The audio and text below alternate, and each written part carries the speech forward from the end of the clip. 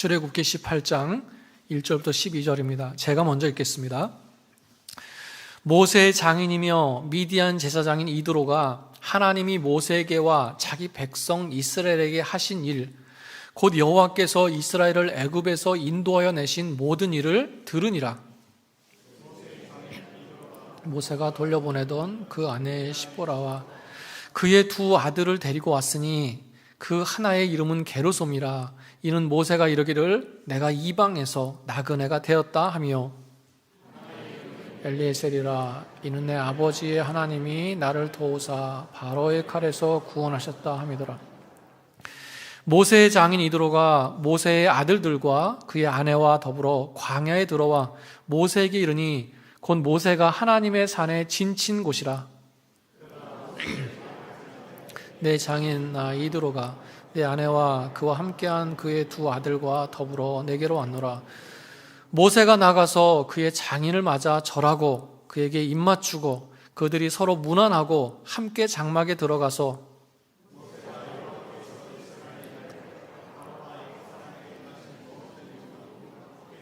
그들이 당한 모든 고난과 여호와께서 그들을 구원하신 일을 다 그 장인에게 말하며, 이드로가 여호와께서 이스라엘에게 큰 은혜를 베푸사 애굽 사람의 손에서 구원하심을 기뻐하여 이드로가 이르되 여호와를 찬송하리로다. 너희를 애굽 사람의 손에서와 바로의 손에서 건져내시고 백성을 애굽 사람의 손 아래서 건지셨도다. 이제 내가 알았도다. 여호와는 모든 신보다 크심으로 이스라엘에게 교만하게 행하는 그들을 이기셨도다 하고, 모세의 장인 이드로가 번제물과 희생제물을 하나님께 가져오매 아론과 이스라엘 모든 장로가 와서 모세의 장인과 함께 하나님 앞에서 떡을 먹으니라. 아멘. 아멘. 이스라엘 백성이 시내산에 거의 다 도착해가지고요, 그 근처에 있는 르비딤이라고 하는 곳에 장막을 쳤어요. 거기서 두 가지 싸움이 있었다고 그랬습니다. 하나는 마실 물이 없어서 모세와 하나님을 원망하는 이 내적인 싸움이죠. 내부적인 싸움이 있었고요. 또 하나는 그들의 약함을 알고 쳐들어온 밖으로부터 걸어오는 싸움이었습니다. 바로 아말렉 족속과의 전쟁이었어요. 그런 내외적인 위기가 있었지만 결국은 하나님의 전적인 은혜 가운데 그런 어려움들을 잘 이길 수가 있었습니다. 자, 그런데 오늘 말씀을 보니까요, 그렇게 아말렉과의 전쟁이 끝난 후에 어떤 일이 있습니까? 모세의 장인 이드로가 모세의 아내와 그 두 아들을 데리고 이 르비딤에 찾아온 거예요. 여러분, 출애굽기 4장을 보시면요, 모세가 가족을 데리고 애굽으로 가는 장면이 나옵니다. 그런데 그게 언젠지는 정확하게 성경에서 나오고 있지 않은데요, 그 이후에 모세가 자기 아내와 두 아들을 친정집인 미디안으로 다시 보내요. 아마도 애굽에서의 상황이 굉장히 위험하고 급박했기 때문에 그렇게 다시 보낸 것 같아요. 그러니까 그때 헤어졌다가 지금 다시 만난 겁니다. 그러니까 얼마나 감격스러웠겠어요. 모세가 가족들을 다시 미디안으로 보낼 때는요, 모든 것이 불분명할 때였습니다. 생이별을 한 거예요. 우리가 살아서 다시 만날 수 있을까? 그런 심정으로 헤어졌을 겁니다. 그런데 결국은 살아서 건강하게 다시 만났을 때 얼마나 반갑고 감사했겠어요. 그동안 굉장히 많은 일이 있지 않았습니까? 출애굽하는 과정 중에 수많은 위기와 문제를 넘어왔어요. 얼마 전까지 죽고 죽이는 전쟁까지 치렀습니다.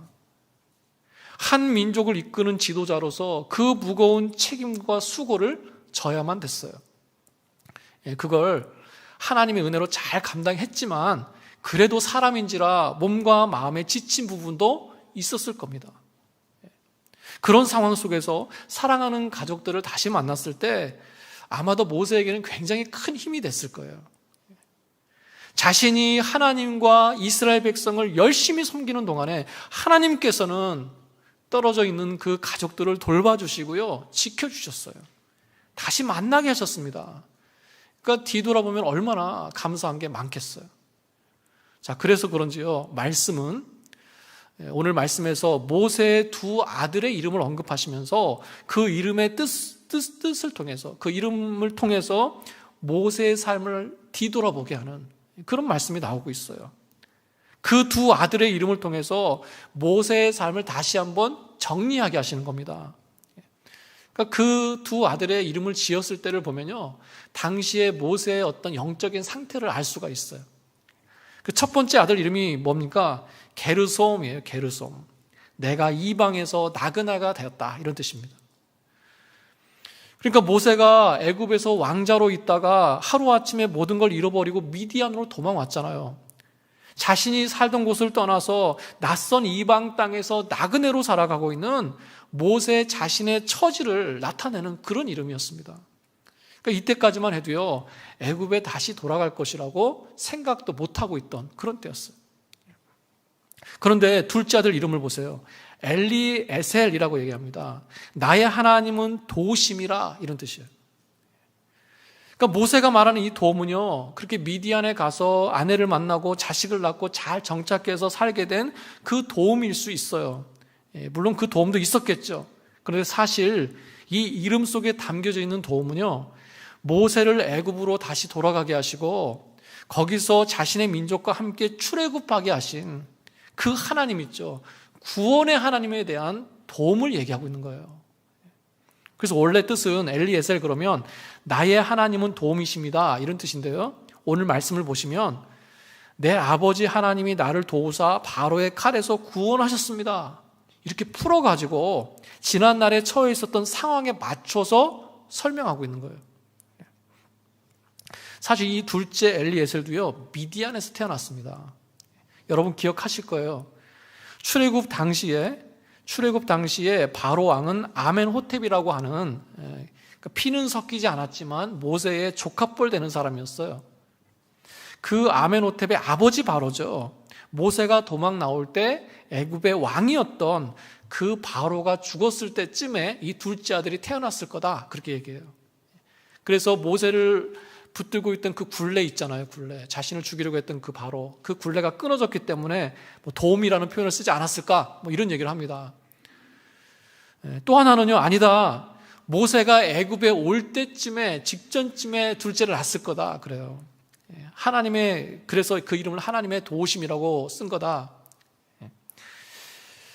그 때가 언제가 중요하냐, 물론 그 이름을 언제 졌는지를 보면 그 상황을 알기 때문에 그런 건데요, 좋습니다. 그게 언젠지는 정확하게 알지 못해도요, 분명한 건 있어요.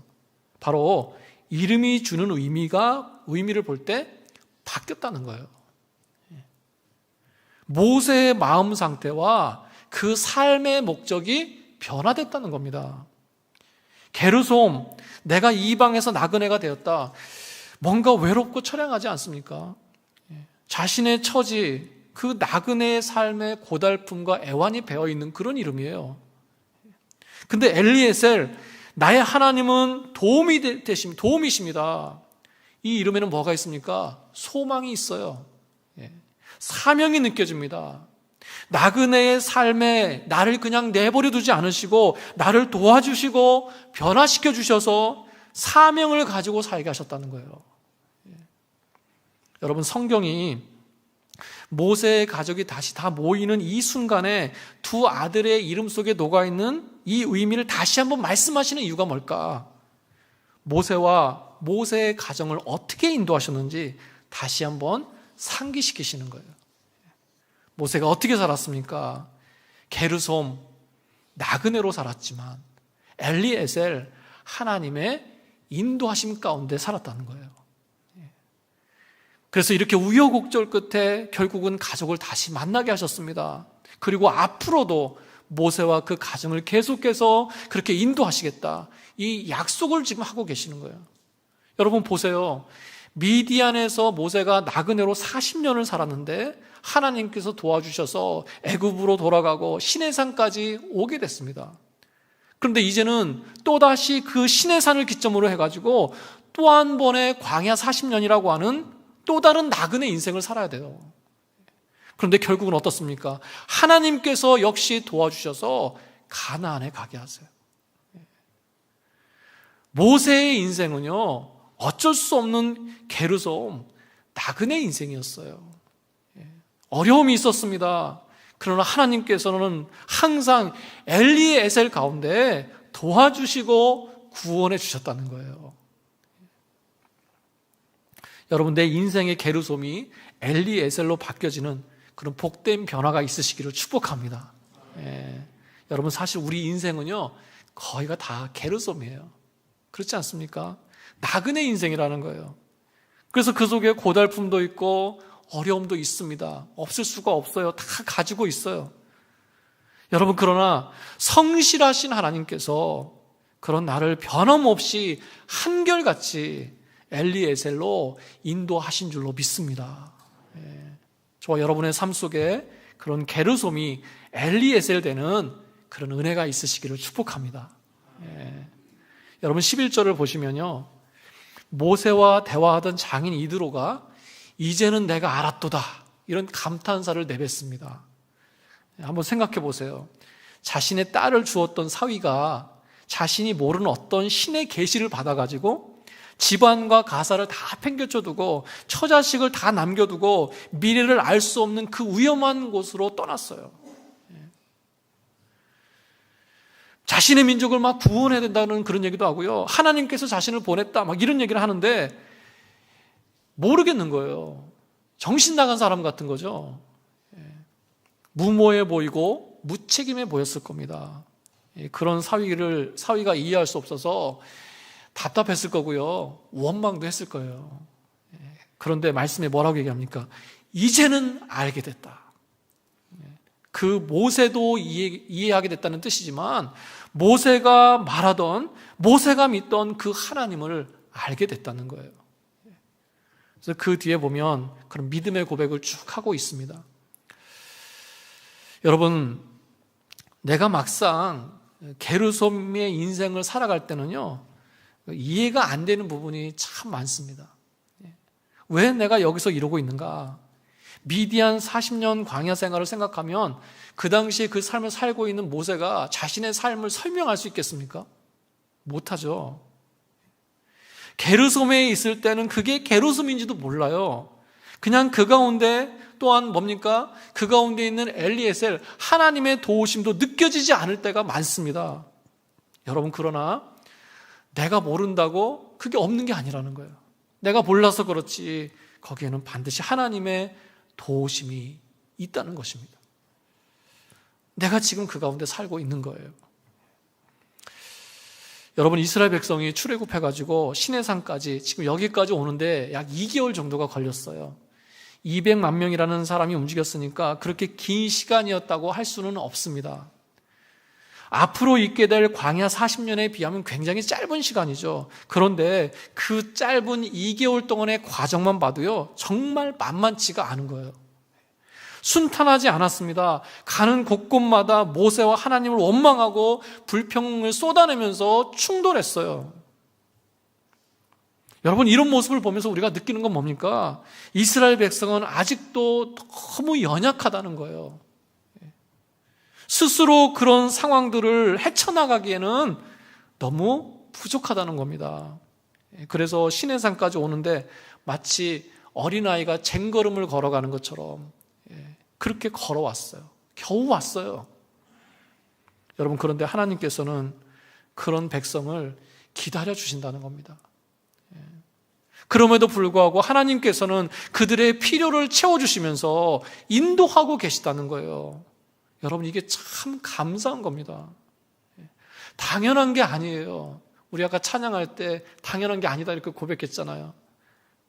그들이 아직 미련하고 부족해서 느끼지도 못하지만 하나님께서는 그들을 결코 놓지 않고 계시다는 거예요. 여러분, 우리도 마찬가지인 줄로 믿습니다. 내가 나그네 인생, 게르솜 인생을 살면서 마치 때로는 목적 없이 사는 것 같고 또 외롭고 힘들게 사는 것 같지만 여러분, 그 가운데 나를 도우시고 인도하시는 엘리에셀의 하나님이 계시는 줄로 믿습니다. 그 하나님을 느끼시기 바랍니다. 느끼는 것도 축복이에요.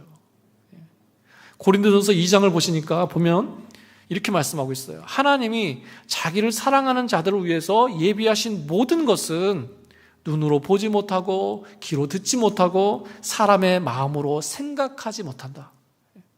하나님께서 나를 너무너무 사랑하셔서 나를 위해서 뭔가를 예비하시고 준비하신 것들이 참 많은데 내가 그걸 느끼지 못하면서 산다는 거예요. 그래서 그 뒤에 뭐라고 이어서 말씀합니까? 오직 성령으로 그것들을 우리에게 보이셨다. 성령은 모든 것 곧 하나님이 깊은 것까지라도 통달하게 하시느니라. 그러니까요, 그런 하나님을 내가 느끼면서 살기 위해서는 성령께서 도와주셔야 된다는 거예요. 하나님께서 나를 그렇게 사랑하시고 나를 위해서 뭔가를 준비하시고 인도하시는 것조차 성령의 도우심이 없으면 우리는 깨달을 수 없습니다. 여러분, 그러므로 성령 충만하시기 바랍니다. 성령님께서 내 마음과 생각을 주장해 달라고 기도하세요. 그래서 하나님이 나를 정말 붙들고 계시구나, 이걸 느끼시고요, 나에게 게르솜 가운데 엘리에셀이 있음을 느끼면서 이기면서 살아가시는 그런 저와 여러분 되시기를 축복합니다. 여러분, 그래서 오늘 말씀에서 강조하고 있는 게 사실 두 가지예요. 방금 말씀드린 모세가 가족을 다시 만나는데 그 가운데 있는 하나님의 은혜입니다.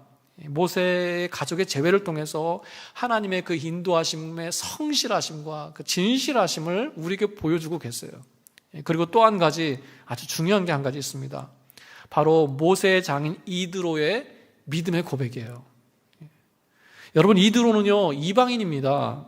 더군다나 미디안의 제사장이었어요. 그런데 오늘 말씀을 보면 그런 이드로가 하나님을 믿는 신앙 고백을 하고요, 그가 구원받고 이스라엘과 함께 예배드리는 그런 모습을 보여주고 있다는 거예요. 그러니까 구약에서 나타난 복음이라고 얘기합니다. 오늘 말씀에서 구원에 대한 내용이요 5번이나 반복되고 있어요. 여호와의 구원에 대해서 강조하고 있다는 것입니다. 이드로는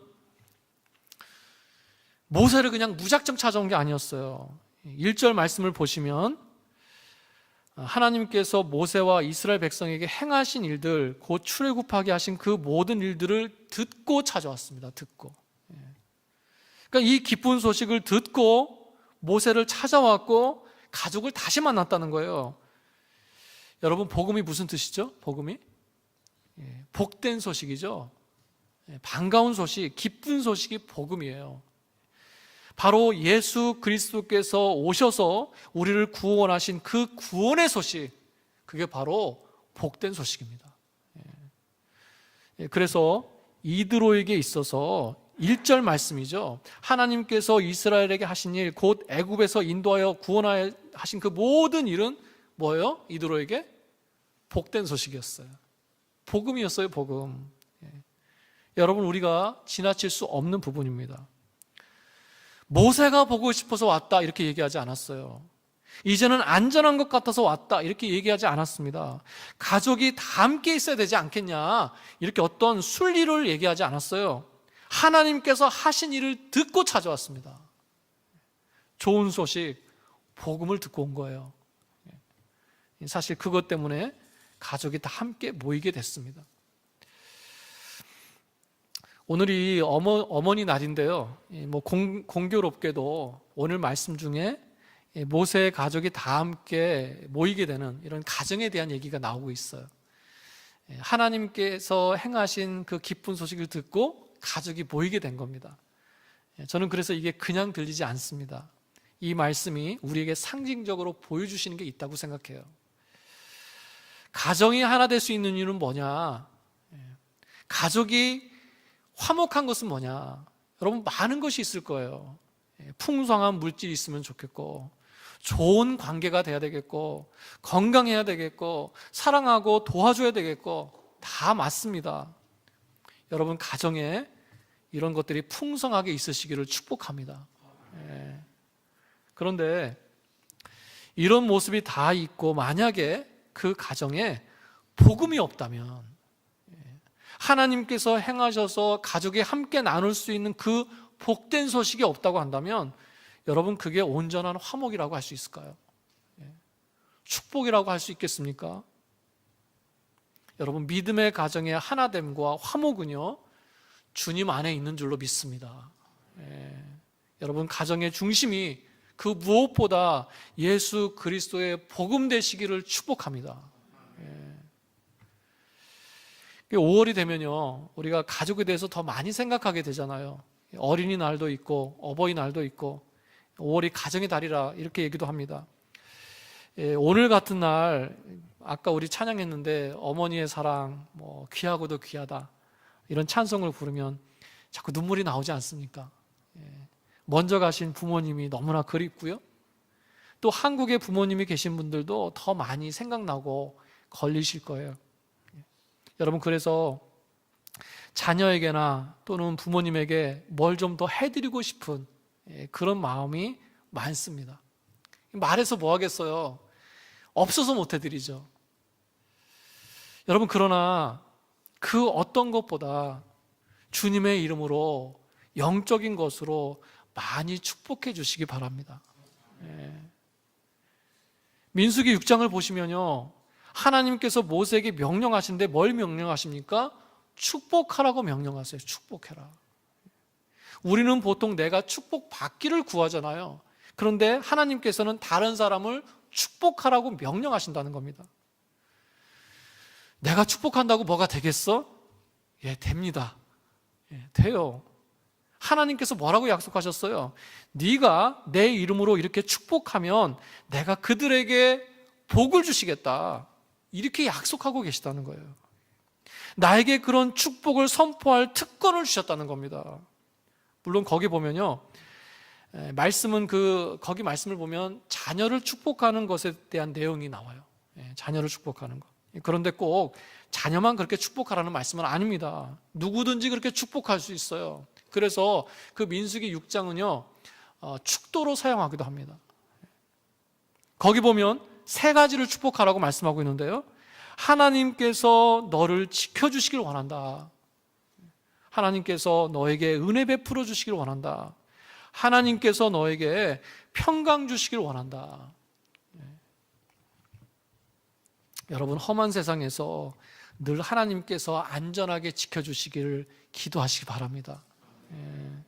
여러분, 늘 하나님의 은혜가 있고 그 은혜를 누리면서 사실 수 있게 달라고 기도하시기 바랍니다.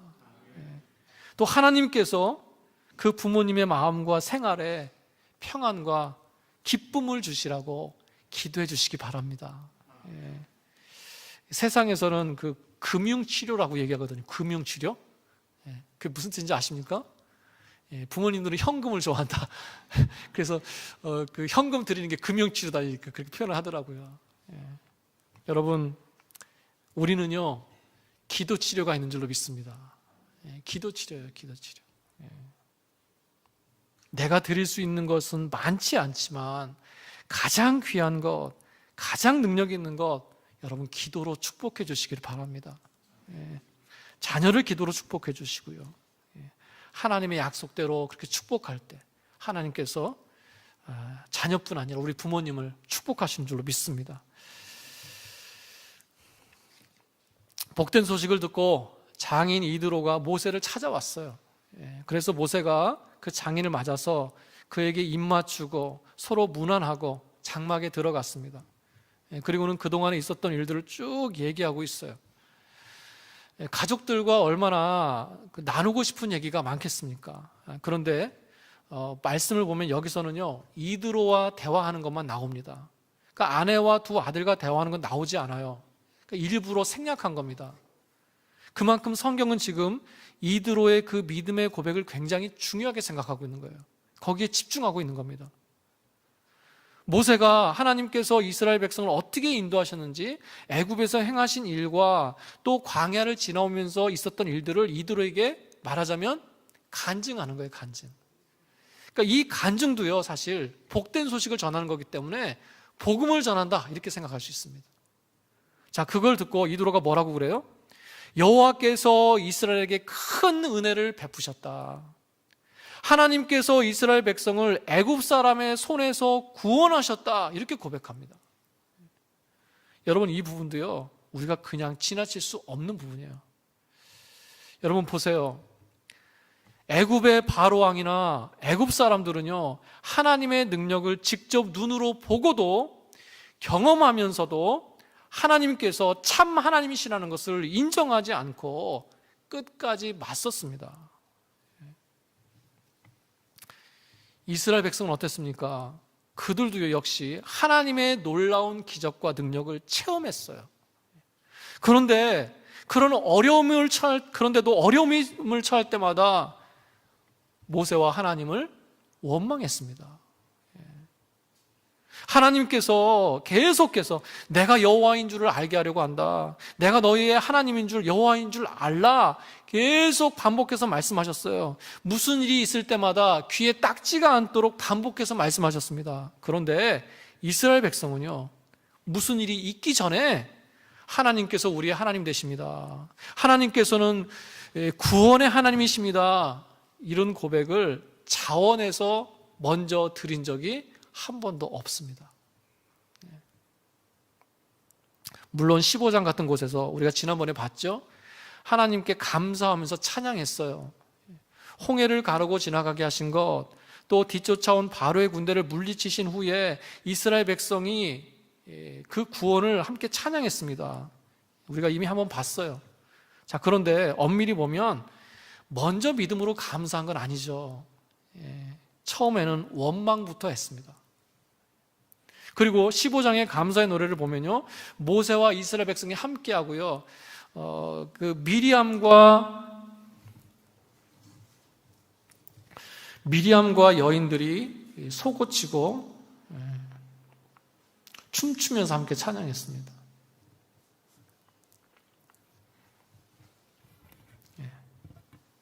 그러니까 모세와 미리암이 이제 주도한 거죠. 그러니까 함께 했음에도 불구하고 모세의 노래, 미리암의 노래 이렇게 부르는 거예요. 그러니까 그것도 함께한 것이지 온전히 그들 스스로만 고백한 것은 아니라는 것입니다. 그러니까 그런 찬양을 드리고도 3일을 넘기지 못하고 또다시 원망하는 모습을 우리가 볼 수 있는 거예요.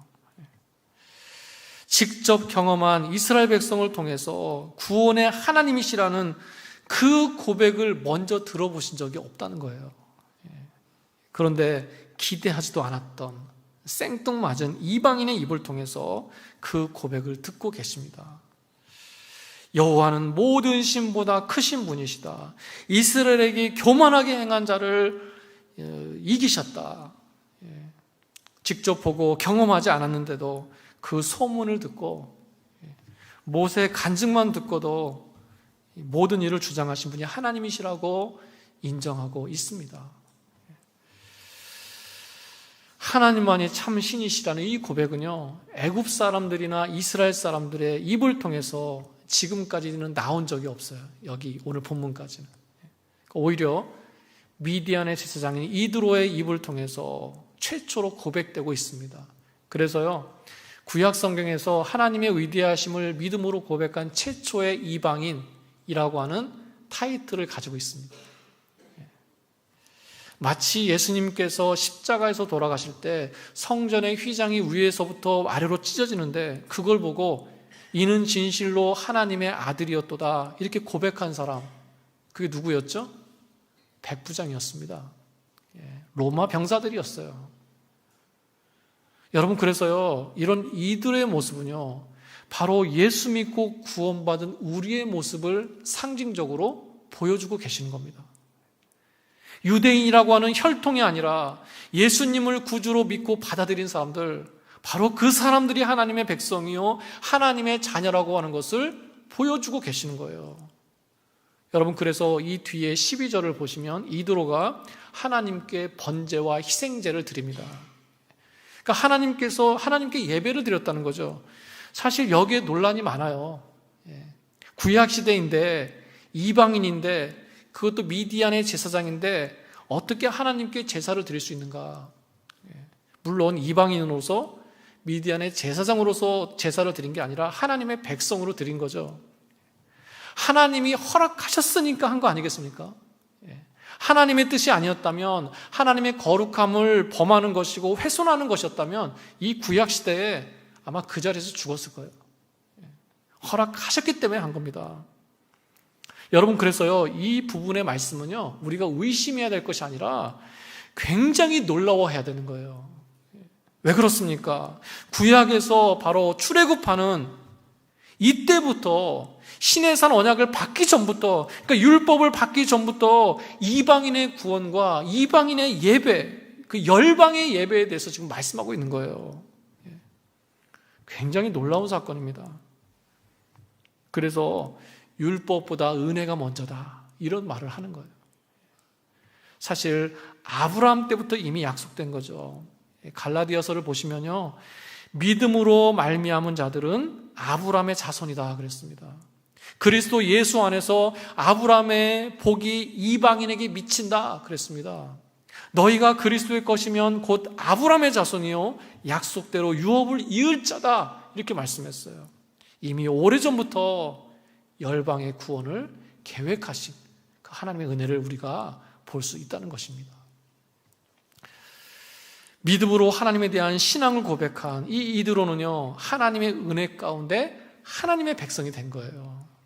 그래서 믿음의 공동체 안에 들어오게 된 것입니다. 그래서 이스라엘 백성과 함께 제사도 드리고 함께 떡을 나눈 거예요. 바로 구원받은 자의 모습을 보여주고 계십니다. 여러분, 그래서요, 이런 이드로를 통해서 우리가 배워야 될 것이 뭔가, 뭘 보여주고 계시는 건가? 그 성경이 주목하는 그 이드로의 믿음이죠, 믿음. 이드로처럼 보지 않고 믿는 믿음이 있어야 되겠다는 거예요. 보고도 듣고도 체험하고도 믿지 못하는 사람이 있는데, 우리는 보지 못해도 믿는 그런 성숙한 믿음이 있어야 되겠다는 것입니다. 그래서 예수님께서도 뭐라고 하셨어요? 보지 못하고 믿는 자가 복되도다, 이렇게 말씀하셨습니다. 여러분, 우리에게 그런 믿음이 있어야 될 줄로 믿습니다. 그리고 또 한 가지는 뭐예요? 믿음은 들음에서 난다는 거예요. 우리가 잘 아는 말씀이죠. 로마서 10장 17절에서 믿음은 들음에서 나며 들음은 그리스도의 말씀으로 말미암느니라 그랬습니다. 우리가 믿음을 위해서 생명력 있는 말씀을 많이 들어야 됩니다. 말씀을 가까이 해야 돼요. 여러분, 성도는요, 그가 무엇을 들으면서 사는가, 그것에 따라 삶이 바뀝니다. 승부가 바뀌어요. 사람의 소리를 들으면 넘어질 수 있습니다. 마귀의 유혹에 귀 기울이면 시험에 빠집니다. 불신이 생길 만한 말을 들으면서 다니기 때문에 불신하는 마음이 생기는 거예요. 잘 생각해 보세요. 원망하는 말을 듣고 나도 원망하게 됐습니다. 어떤 말을 듣고 나에게 분노가 생겼어요. 어떤 말을 듣고 미워하는 마음, 질투하는 마음이 생겼습니다. 뭘 듣느냐가 그 사람을 좌우하는 거예요. 여러분, 내 마음을 격동시키고 내 믿음을 흔들어 놓는 그 말에 마음을 빼앗기지 마시기 바랍니다. 그런 말이요, 내 인생을 결정하거나 내 삶을 좌우하는 게 아니에요. 여러분, 믿는 사람들은 생명력 있는 하나님의 말씀이 우리의 삶을 좌우하는 줄로 믿습니다. 하나님의 말씀을 들어야 사는 줄로 믿습니다. 은혜가 되는 말, 덕이 되는 말, 사랑하는 말, 격려하고 위로하는 말을 많이 들으시길 바랍니다. 많이 하시길 바랍니다. 저주하는 사람이 아니라 축복하는 사람이 되시길 바랍니다. 제가 어제 토요 새벽 기도 때도 잠깐 말씀을 드렸는데, 그 여리고성에 있던 그 기생 라합 있잖아요. 오늘 말씀에서 나오는 이드로와 아주 비슷합니다. 라합은 이방 여인이었어요. 근데 하나님께서 이스라엘에게 주신 그 승리의 소문을 들었습니다. 그래서 그 소식을 듣고 다른 사람들은 두려워서 마음이 녹아서 정신을 잃었다 그랬어요. 그런데 라합은요, 그 소식을 듣고 뭐라고 고백합니까? 여호와는 상천하지의 하나님이시니라. 믿음이 생겼어요. 듣고 그 믿음을 가지고 목숨 걸고 그 정탐꾼들을 숨겨주고 있습니다. 히브리서는 그걸 믿음이다 이렇게 말씀하고 있는 거예요. 여러분, 많이 듣고 많이 읽으시고 많이 묵상하시기 바랍니다. 그래서 흔들리지 않는 믿음을 가지시기 바랍니다. 고린도 후서 4장을 보니까요, 이런 말씀이 있습니다. 복음이 가려워졌다, 이렇게 얘기해요. 복음이 가려워졌다. 왜 가려워졌는가? 이 세상 신이 믿지 아니하는 자들의 마음을 혼미케 하여 그리스도의 영광의 복음의 광채가 비치지 못하게 했다, 이렇게 말씀해요. 그러니까 악한 마귀는 지금도요, 우리 마음을 혼미케 만들어서 하나님의 말씀을 듣지 못하게 만든다는 거예요. 그러니까 듣는 것도 그냥 되는 게 아닙니다. 듣기 위해서 싸우고 수고하고 노력해야 된다는 거예요. 여러분, 말씀을 들을 때 내 속에 생명이 심겨지는 줄로 믿습니다. 나에게 믿음을 주시는 그 말씀 듣기를 더욱더 사모하시고요, 뿐만 아니라 그 말씀을 전하면서 살아가시기를 힘쓰시는 그런 저 여러분 되시기를 축복합니다. 오늘 말씀을 통해서 크게 두 가지를 말씀을 드렸어요. 모세의 가족들이 제외하는 장면을 통해서 성실하신 하나님, 게르솜에서 엘리에셀로 인도하시는 그 하나님을 봤습니다. 또 하나, 모세의 장인 이드로의 믿음의 고백을 통해서 모든 열방을 구원하시고자 하시는 하나님의 구원의 계획을 봤어요. 또 그런 이드로를 통해서 그 믿음을 본받아야 될 것을 말씀을 드렸습니다. 우리가 한 주간 동안도 살아가면서 성실하신 하나님, 나를 늘 구원하시고 건지시는 하나님, 그 하나님을 경험하면서 고백하면서 살아가시는 그런 저 여러분 되시기를 주님의 이름으로 축원합니다. 축원합니다. 아멘.